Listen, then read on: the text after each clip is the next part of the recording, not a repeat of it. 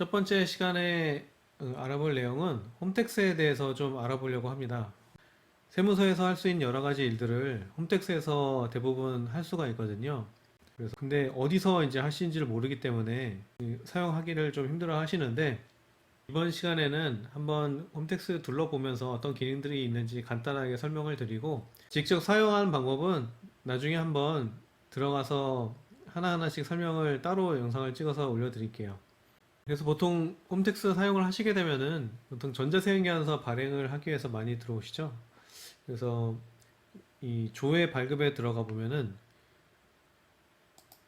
세금계산서, 전자세금계산서를 발급할 수 있는 탭이 바로 나옵니다. 전자세금계산서는 법인 사업자는 의무적으로 발행을 해야 되고요. 개인 사업자도 예전에는 10억 이상 사업자만 발급을 했다면은 작년부터는 세금계산서, 계산서 합쳐서 3억 이상이 되는 사업자는 전자세금계산서를 의무적으로 발행을 하게 바뀌었습니다. 이 발행을 하지 않으면 가산세가 있기 때문에 반드시 발행을 하셔야 되고요.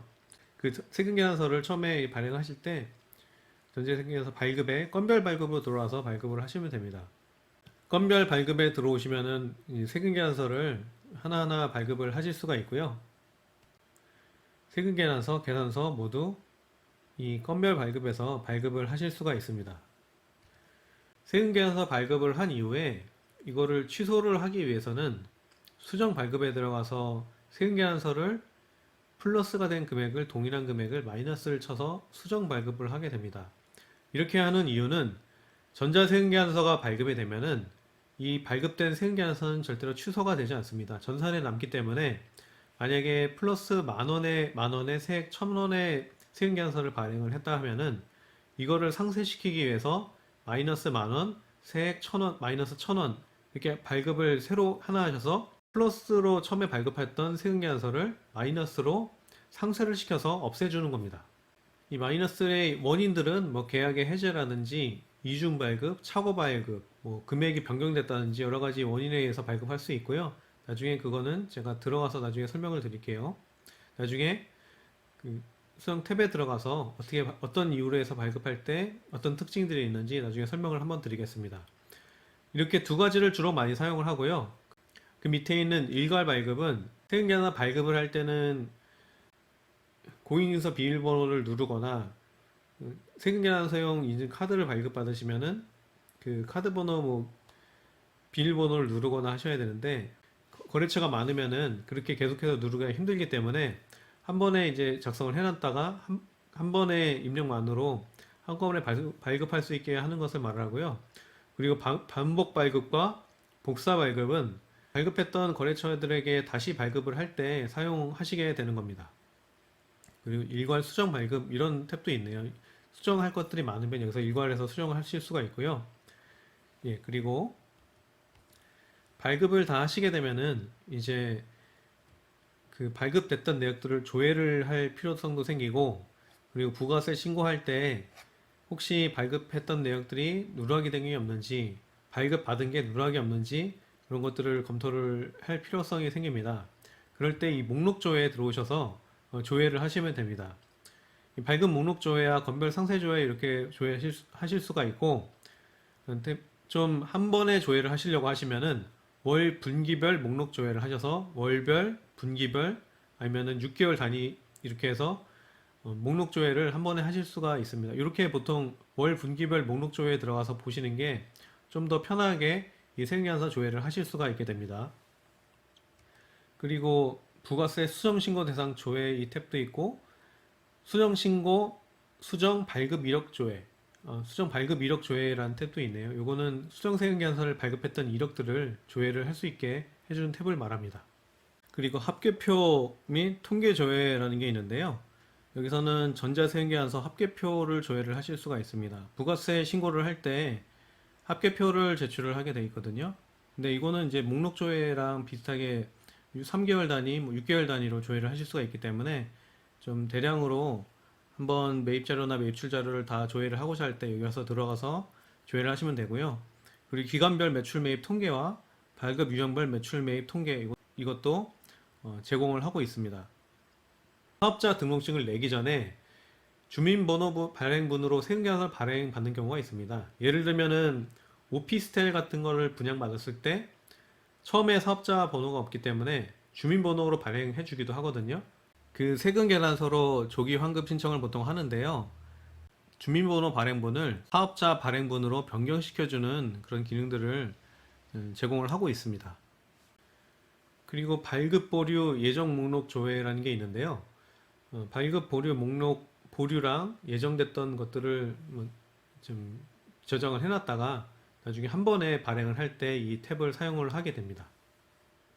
그리고 메일 발송 목록 조회 및 재발송은 세금계산서 발행을 할 때 이메일을 넣지 않으면은 이메일로 가지가 않잖아요. 그때 메일을 다시 넣어서 이걸 세금계산서를 메일로 다시 보내는 기능들을 얘기를 하고요.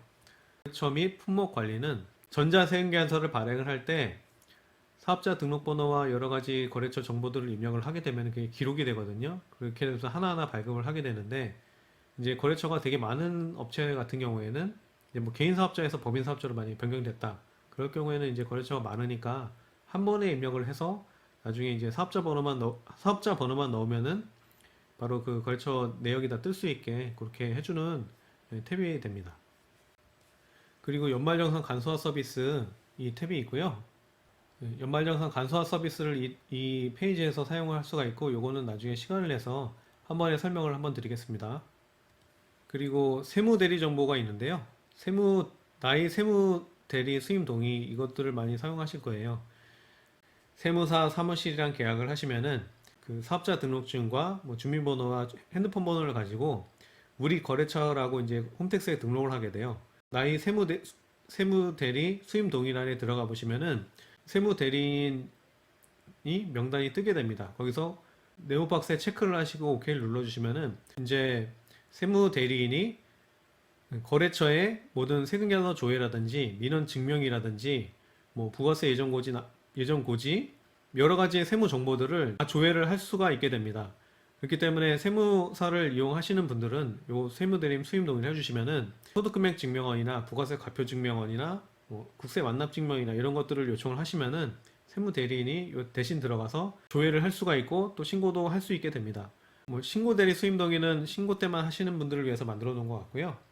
그 나의 세무대리인 조회를 할 수가 있고 뭐 세무대리인이 민원 증명을 발급했을 때 증명 정보를 할 수가 있나 봐요. 나의 세무대리인이 수임이 돼 있으면은 다른 곳에서 수임을 할 수가 없기 때문에 일단 세무사 사무실을 이용을 하시다가 거기를 더 이상 이용하지 않으시고 만약에 다른 곳으로 옮기시게 되면은 나의 세무대리인 해임을 하시고 난 다음에 그 다음에 나의 세무사가 우리 거래처를 수임 등록을 하게 되면은 그 다음에 나의 세무대리인 수임 동의를 들어가셔서 수임 동의를 해주시면은 그 다음부터는 세무대리인이 완벽하게 이전이 되게 되는 겁니다.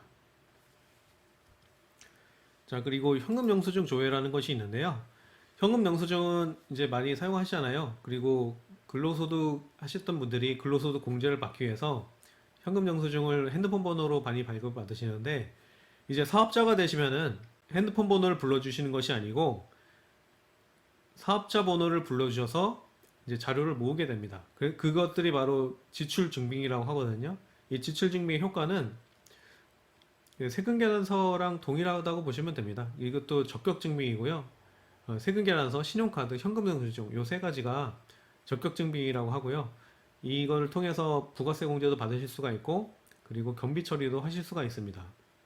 그래서 사업자 번호로 발급받은 것들은 이 지출증빙이 다 모이게 되는데 여기서 조회를 할 수가 있고 누계 조회도 할 수가 있고 뭐 공제 금액이 얼마인지 이런 것도 한번 확인해 보실 수가 있습니다.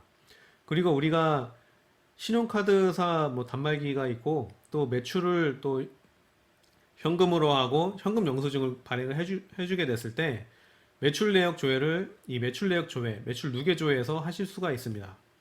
현금 영수증 수정은 사업자용 용도 변경, 자진 발급분 사업자 등록, 세액 공제 확인 변경, 핸드폰 번호로 발급받으신 거를 116에 전화를 해서 변경을 하실 수도 있고요. 여기서 핸드폰 발급분을 사업자 번호로 발급을 변경을 시킬 수가 있습니다.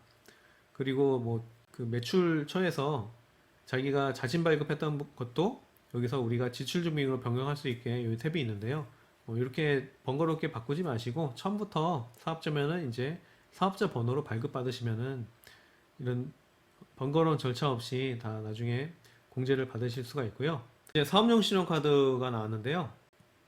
적격증빙이라는 거는 세금계산서, 신용카드, 현금영수증 같이 국세청에서 파악을 할 수 있는 거래 내역들을 말한다고 보시면 됩니다. 그 중에서 세금계산서 많이 사용을 하시지만 좀 더 많이 사용을 하시는 게 바로 신용카드죠. 바로 신용카드가 이제 세금계산서보다는 건수가 훨씬 많은 것 같아요. 그렇기 때문에 이 신용카드를 사용하시면은 홈택스에 등록을 하시면은 나중에 부가세 신고할 때 이 자료를 활용하실 수가 있습니다. 사업용 신용카드 등록을 할 때 거래처분들이 가장 많이 물어보시는 거는 뭐냐면은 사업용 신용카드에 내 일반 카드 등록을 해도 되냐, 내 체크카드를 등록을 해도 되냐, 제일 많이 물어보시더라고요. 낮부터 말씀드리면은 모두 등록하시는 것이 좋다라고 전 말씀 드리겠습니다. 사업용 신용카드라는 게 사업용으로 사용하는 신용카드가 따로 있나? 뭐 이렇게 생각하시는 게 보통인데요. 사업용 신용카드라는 용어가 한 10년 정도 전에 신용카드사에서 이렇게 만드는 걸로 저는 기억을 하고 있어요. 사업용 신용카드라는 그거를 발급을 해서 나눠주고 이거를 사용을 하면은 모두 부가세 처리를 할 수 있다. 그리고 그 당시만 해도 홈택스가 그렇게 발전이 되지 않았기 때문에 전자적으로 그 카드 내역을 다 받아볼 수가 없었어요. 그래서 예전에는 전표 같은 거를 주로 이렇게 모아서 세무사 사무실에 갖다 주시고, 그리고 조금 나중에 지나면서는 그거를 내역을 팩스로 받아서 세무사 사무실에 갖다 주면은 그걸 가지고 우리가 프로그램에 다 입력을 해갖고 하나하나 다 입력을 해서 부가세 공제를 받아들였는데, 그렇게 하다 보니까 금액이 작은 것들이나 그런 것들은 좀 누락이 되는 경우도 있고, 세무사 사무실이 부가세 신고할 때 너무 바쁘다 보니까 금액이 작은 거나 또 누락이 되는 것들은 다 체크를 못하고 이렇게 넘어가는 경우가 있었어요. 그것에 차원에서 이 신용카드사에서 그 카드 내역을 전자 자료로 만들어서 제공을 해주는 서비스를 제공하게 됩니다. 그렇게 하기 때문에 이거를 사용을 하면은 누락 없이 모두 부가세 공제를 받을 수 있다. 이런 컨셉으로 사업용 신용카드를 좀 발행을 많이 했었던 것 같고요. 이 사업자들이 일반 근로자 분들보다 카드를 많이 사용을 하시기 때문에 이 신용카드사에서도 되게 많이 득이 됐었던 것 같고요. 또 사업자 입장에서도 이거 전자적으로 자료를 받으면은 세무사 사무실에서 좀 더 편리하게 공제 그 내역들을 빠짐없이 해줄 수 있으니까 이렇게 많이 사용을 하신 것 같아요. 그렇게 해서 몇 년 동안 잘 사용을 했었는데 국세청 홈택스가 계속 발전을 해서 그런 카드사의 프로그램보다 여기에 등록하는 게 더 낫게 되는 이제 시기가 도래가 됐어요. 카드사의 프로그램을 사용하면은 예를 들면 뭐 신한, 삼성, 현대 그 프로그램마다 그 자기의 프로그램을 사용하지만 이게 엑셀로 그 자료를 받을 수가 있는데, 그렇게 되면은 다 그 신용카드사에 로그인을 해갖고 자료를 받아야 된다. 뭐 그런 또 단점이 있었어요. 근데 홈택스는 카드사별로 프로그램을 따로 사용하지 않고 홈택스의 이 사업용 신용카드 등록란에 그 각 카드사를 모두 등록을 하기만 하면은 조회를 할 수가 있었기 때문에 신용카드 프로그램의 그런 효용이 없어지고 이제 홈택스에 모두 다 이제 모이게 됐죠. 모두 다 홈택스로 이제 다 등록을 해서 이제 사용을 하게 되는 걸로 대세가 변하게 된 것 같아요. 홈택스에는 사업용 신용카드만 등록을 한 게 아니고 개인이 갖고 있던 다른 신용카드도 모두 다 등록을 하고 자료를 받아볼 수가 있습니다. 그리고 체크카드도 다 등록하면은 다 자료가 끌어오니까요. 지금 갖고 계신 모든 신용카드를 모두 여기 등록을 해 놓으시면은 나중에 직접 부가세 신고를 하시거나 아니면 세무사 사무실에 맡기시더라도 이거를 좀 편리하게 이용하실 수 있게 된 것 같아요. 예, 그래서 사업용 신용카드 매입 내역 공제 시기 변경 이렇게 나왔는데요. 예전에는 카드 등록 시기가 3개월 단위였어요. 그래서 7월부터 9월까지 사용 내역을 9월 뭐 15일에만 등록을 해도 바로 조회가 되는 게 아니고 이 다음 달 한 5일에서 10일 정도에 홈택스에 완전하게 인식이 되게 되고, 그리고 매입 내역은 여기서 보시듯이 10월 15일 정도에 3개월치가 조회가 되게 됩니다. 그렇기 때문에 한 3개월 정도 텀이 있었는데 이제 이게 좀 더 전산이 발달돼 갖고 이제 매달 이제 등록을 해야지만 그 전 거가 조회가 되는 시기로 바뀌었어요. 예를 들면은 10월 달에 등록을 하게 되면은 10월 달 거는 이제 11월 15일 날 조회를 할 수가 있는데 10월 달에 등록을 하면은 7월부터 9월까지는 이 전산에 등록이 안 됩니다. 그렇기 때문에 예전에는 3개월 단위로 해서 뭐 9월 달, 7월 달에 발급을 받아도 9월 달 정도에 등록을 하게 되면은 3개월치 10월 15일 경에 3개월치를 조회를 할 수가 있었는데 이제는 그렇게 되지 않고요. 만약에 지금은 9월 달에 만약에 등록을 하게 되면은 9월 달 거부터 조회를 할 수 있게 이렇게 변경이 됐으니까 이제는 신용카드를 발급받으면은 가장 먼저 이제 홈택스에 먼저 등록을 하시는 게 더 중요해졌다고 이렇게 보시면 될 것 같아요. 네, 그래서 신용카드 등록을 하게 되면은 이제 그것들이 이제 매달 금액이 이게 조회가 되게 되고요. 매입 누계 조회, 매입 공제 금액 조회, 공제 그리고 예, 전산으로 뜨게 되면은 공제, 불공제, 불분명 뭐 이렇게 나눠지게 되거든요. 그런 것들을 나중에 여기서 변경시킬 수 있다 이렇게 보시면 되고요. 화물 운전자 복지 카드는 그 화물차를 운전하시는 분들이 이걸 사용하시면은 이 화물 운전자 복지 카드란에 전부 다 조회가 되게 되고요. 이거는 따로 등록을 하지 않아도 여기 다 조회가 됩니다. 이 운전자 복지 카드도 사업용 신용카드에 등록을 할 수는 있는데 그렇게 되면은 이제 매입 자료가 중복으로 잡히기 때문에 저 같은 경우는 이제 중복으로 잡히지 않게 화물 운전자 복지 카드는 기름 넣는 데만 사용을 하시고 나머지 카드를 하나 만드셔서 여기 사업용 신용카드에 등록을 하신 다음에 그걸로 다른 것들은 다 사용하시라 보통 그렇게 말씀을 드립니다. 예, 그리고 이제 뭐 납세자 관리인 조회 서비스 이런 것도 있고요. 현금 영수증 발급도 그리고 가맹도 여기 홈택스에서 이제 할 수가 있습니다. 그리고 국세 환급금 찾기 누락된 거 여기서 확인하실 수가 있고 근로장려금은 제가 나중에 다른 시간에 한 번에 한번 정리를 한번 해드리겠습니다. 여기서 예,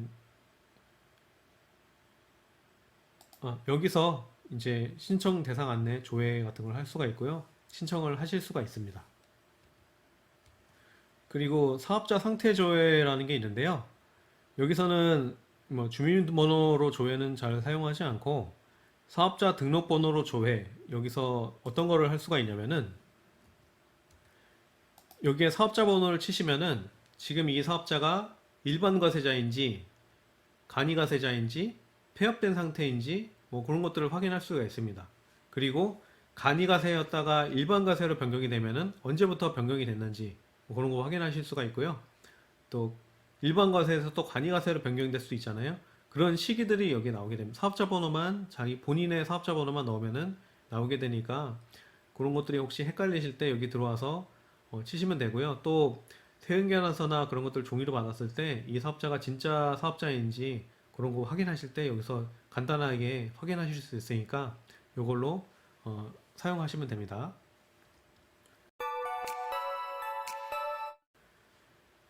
예, 그리고 이제 세금 신고 납부에 양도소득세 종합 안내 여기서 양도소득세 종합 안내 들어가면은 양도소득세를 신고할 수 있는 간단한 그 창이 나오는데요. 그거는 내가 나중에 한번 더 설명을 드릴 거고요.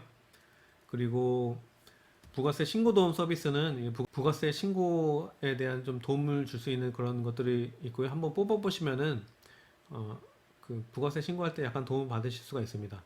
그리고 부가세 카드사 대리납부 조회는 이거는 그 최근에 이제 추진하고 있는 부가세를 납부하지 않았을 때 카드사에서 이제 대리해서 그 매출 대금을 카드사에서 그 사업주한테 주지 않고 국세청으로 주는 그거를 좀 얘기를 하는 것 같고요.